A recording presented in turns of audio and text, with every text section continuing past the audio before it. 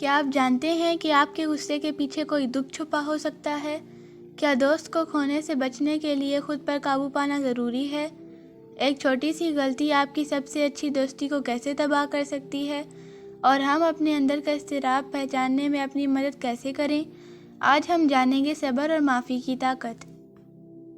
ایک پرسکون گاؤں میں دو سہیلیاں رہتی تھیں، لینا اور میرا۔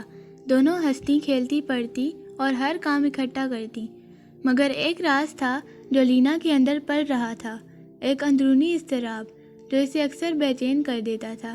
یہی اضطراب غصے کی شکل میں ظاہر ہوتا، جبکہ میرا کا دل نرم، معاف کر دینے والا اور ہر حال میں برداشت کرنے والا تھا۔ ارشاد باری تعالیٰ ہے، اور جو لوگ غصے کو پی جاتے ہیں اور دوسروں کو معاف کر دیتے ہیں، اللہ ایسے نیک لوگوں کو پسند کرتا ہے۔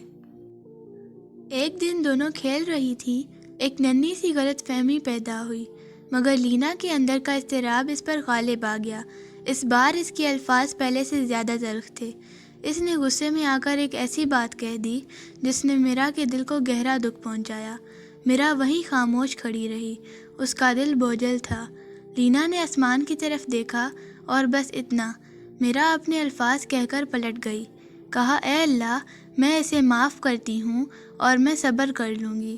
رات صحیح سے سو نہ سکی، اسے خود اپنے غصے پر نفرت محسوس ہو رہی تھی۔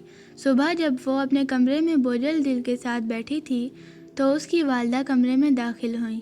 والدہ نے لینا کو دیکھا، اس کے سر پر پیار سے ہاتھ پھیرا اور ایک گہری بات کہی، بیٹی، غصہ انسان کے ایمان کو ایسے کھا جاتا ہے جیسے آگ لکڑی کو، مگر میں جانتی ہوں کہ تمہارے غصے کے پیچھے کوئی دکھ یا خوف چھپا ہے۔ جو چیز تمہیں اندر سے کھا رہی ہے وہ تمہیں دوسروں کو نقصان پہنچانے پر مجبور کر رہی ہے۔ اسے باہر نکالو، اللہ سے مدد مانگو اور اپنی دوست سے بات کرو۔ والدہ کی اس نصیحت نے لینا کو پہلی بار یہ سوچنے پر مجبور کیا کہ اس کے غصے کی وجہ دراصل اندرونی خوف اور اضطراب ہے۔ نبی کریم صلی اللہ علیہ وآلہ وسلم نے فرمایا، طاقتور وہ نہیں جو کسی کو کشتی میں پچھاڑ دے، بلکہ طاقتور وہ ہے جو غصے کے وقت اپنے آپ پر قابو رکھے۔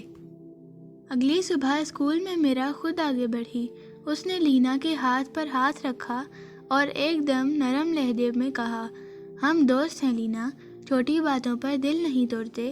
مجھے پتا ہے کہ تمہارے اندر کچھ چل رہا ہے، مگر تم اکیلی نہیں ہو۔ لینا کی آنکھوں میں پہلی بار حقیقی آنسو آ گئے۔ میرا کی نرمی نے اس کے دل کی ساری سختی پگھلا دی۔ لینا نے فوراً معافی مانگ لی اور اپنے دل کا اضطراب میرا کو بتایا۔ امتحان کا دن تھا، ماحول میں سخت خاموشی تھی۔ اچانک لینا کا قلم ٹوٹ گیا، وہی پرانا اضطراب لوٹ آیا۔ تبھی میرا نے چپکے سے اپنا اضافی قلم لینا کی میز پہ رکھ دیا۔ میرا نے ایک حوصلہ افزا نظر سے لینا کی طرف دیکھا، جیسے کہہ رہی ہو، میں تمہارے ساتھ ہوں۔ لینا نے محسوس کیا کہ یہ صرف ایک قلم نہیں بلکہ معافی اور اعتماد کا تحفہ ہے۔ میرا نے امتحان کے بعد کہا، اچھا اخلاق مشکل وقت میں پہچانا جاتا ہے۔ ہم اچھائی اس لیے کرتے ہیں کہ اللہ نے اس کی پسندگی بتائی ہے۔